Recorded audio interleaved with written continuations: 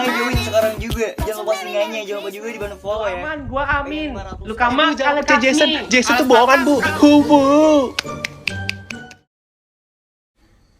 Generasi Z, generasi yang secara longgar dikelompokkan lahir antara 1997 sampai 2012 ini mudah terpapar oleh kemajuan teknologi, termasuk penggunaan media sosial. Media sosial menjadi media komunikasi yang lekat dengan kehidupan generasi Z. Mereka bahkan bisa menghabiskan waktu berjam-jam dalam sehari menggunakan media sosial. Berdasarkan laporan We Are Social, semakin muda usia maka semakin lama durasi dalam menggunakan media sosial. Laporan tersebut mencatat pada kelompok usia 16 hingga 24 tahun atau termasuk generasi Z rata-rata menggunakan media sosial dengan durasi terlama. Pada kategori perempuan di rentang usia ini rata-rata menghabiskan 193 menit per hari untuk bermain media sosial. Sedangkan laki-laki selama 163 menit per hari. Instagram menjadi platform media sosial terfavorit bagi generasi Z. Persentasenya jauh melampaui platform media sosial lainnya seperti WhatsApp, Facebook, dan TikTok. Selama pandemi ini, generasi Z cenderung berinteraksi dengan sekitarnya melalui media sosial. Tak hanya untuk berinteraksi, media sosial juga kerap digunakan untuk berbagi kehidupan sehari-hari. Tak sedikit generasi Z yang mengekspresikan diri melalui unggahan foto maupun video, serta berbagi kehidupan pribadinya di media sosial. Kedekatan generasi Z dengan media sosial berpengaruh terhadap kesehatan mentalnya. Menurut penelitian Fazida Karim dan kawan-kawan pada tahun 2020 yang bertajuk Social Media Use and Its Connection to Mental Health, a Systematic Review, penggunaan media sosial yang berkepanjangan dapat menyebabkan depresi, stres, dan masalah kesehatan mental. Kondisi ini terutama terjadi pada perempuan.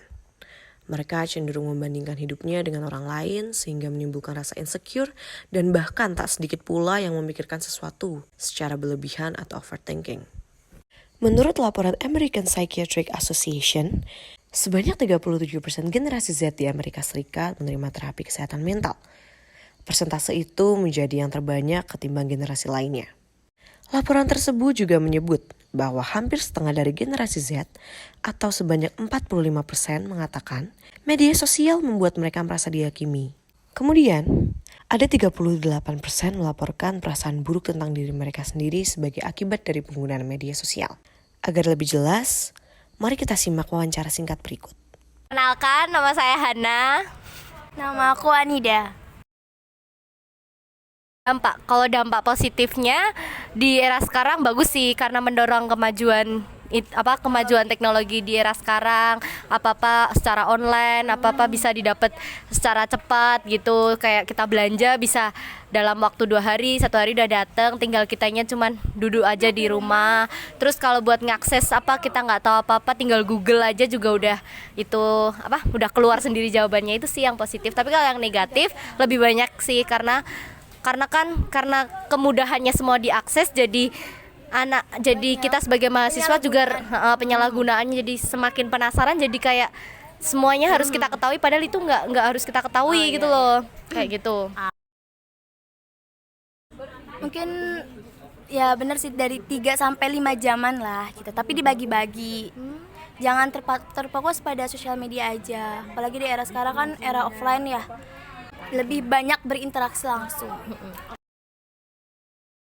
Kayak lebih ke teman kita, kayak teman sekitar kita, kayak mempengaruhi ini loh main kayak gini loh enak, ini ada yang baru, terus kan kita jadi penasaran kan, lo itu dapatnya dari mana, coba deh kamu download Instagram, coba deh kamu download Facebook, nanti juga tahu kok gini gitu, dari lingkungan kita gitu. Karena dari lingkungan terus didorong rasa penasaran kita, jadi deh kita tahu segalanya di HP itu.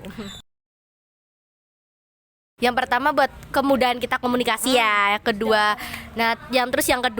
jelas dong biar terkenal. Siapa sih yang nggak mau dikenal?